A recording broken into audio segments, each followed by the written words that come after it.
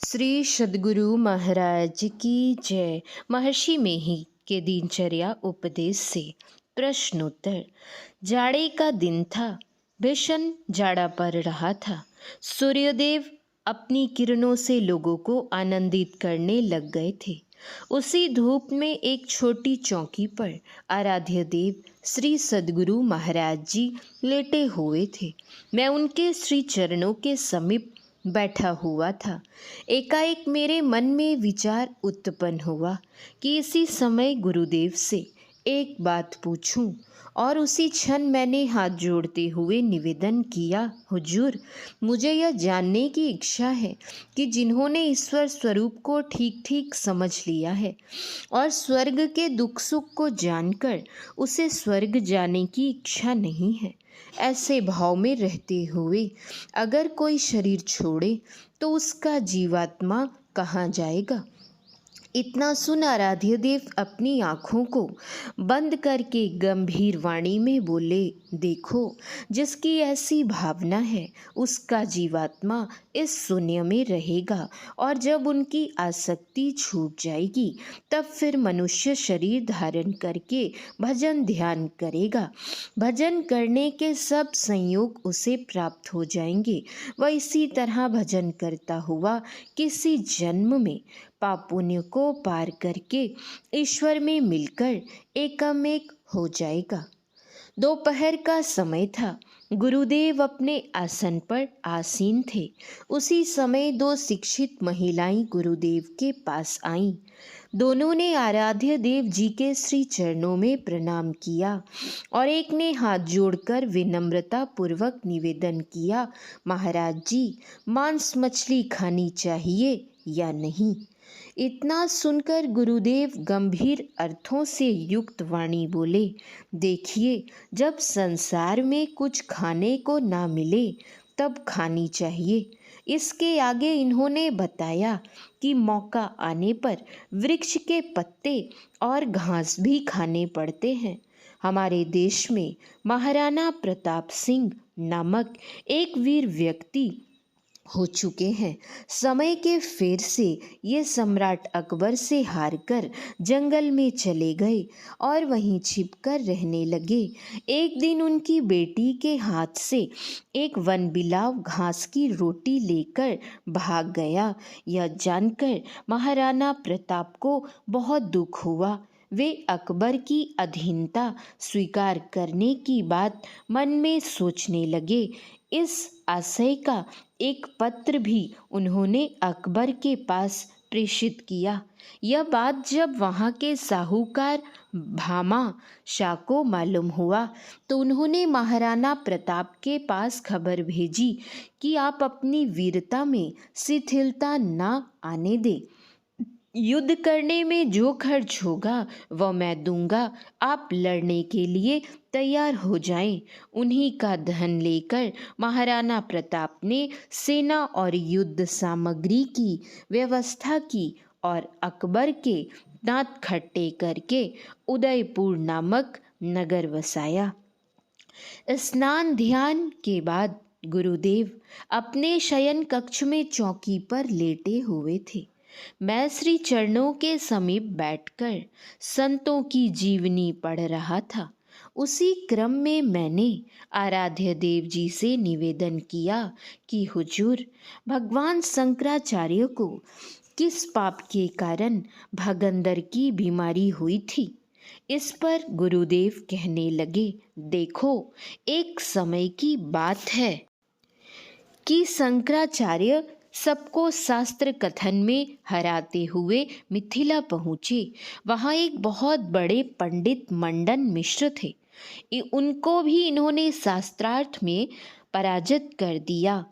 इन मंडन मिश्र की पत्नी ने आचार्य शंकर से कहा कि मैं अपने पति की अर्धांगिनी हूँ। मेरे पति को जीतकर आपने आधा अंग जीता है, आधा अंग मैं अभी बाकी हूँ। मुझे भी पराजित कर देंगे तब आपकी पूरी जीत होगी। इस पर शंकराचार्य ने कहा कि ठीक है, आप प्रश्न कीजिए, मैं उत्तर दूंगा। मंडन मिश्र की पत्नी ने काम शास्त्र से संबंधित प्रश्न किया। आचार्य शंकर तो बाल ब्रह्मचारी थे, इन्हें काम संबंधी बातों की क्या जानकारी। इन्होंने उत्तर देने के लिए समय मांगा। उसी समय एक राजा का लड़का मर गया था। आचार्य ने अपने शिष्यों से कहा, देखो, मैं अपना शरीर छोड़कर राजा के इस लड़के के शरीर में प्रवेश करूंगा, तुम लोग मेरे इस शरीर की रक्षा करना। यह कहकर वे राजा के लड़के के मृतक शरीर में प्रविष्ट हो गए। वह लड़का जीवित हो उठा। उस लड़के के शरीर में रहकर उन्होंने कुछ दिनों तक राज्य सुख भोगा। पीछे राजकुमार की पत्नी ने संदेह किया कि ये तो राजकुमार के स्वभाव वाले जैसे नहीं लगते, इनमें तो किसी योगी के लक्षण मालूम पड़ते हैं। इतने पर भी वह चाहती थी कि वे सब दिन उसके साथ रहें।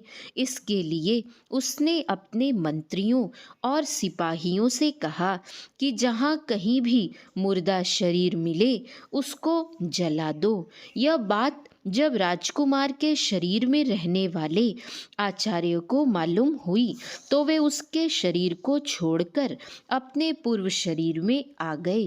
राजकुमार की पत्नी के साथ आचार्य ने छल किया। इसी पर उसने उन्हें भगंदर की बीमारी से ग्रस्त होने का शाप दे दिया था। उसके शाप के अनुकूल वे भगंदर के रोगी हुए और 32 वर्ष की अल्पायु में ही चल बसे।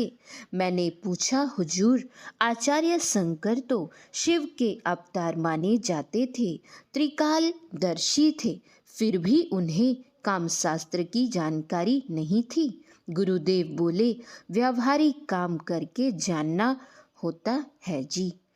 रात्रि भोजन के बाद गुरुदेव अपने हाथ में लाठी लेकर मेरे सहारे टहलते हुए जब बाहर के बरामदे पर रखी कुर्सी पर बैठ गए, तब मैंने इनके पांव सहलाते हुए पूछा, हुजूर, जो जन्म से अंधे हैं, अगर वे एकाग्रता पूर्वक किसी इष्ट के नाम का मानस जप करें तो उनको मानस ध्यान होगा या नहीं?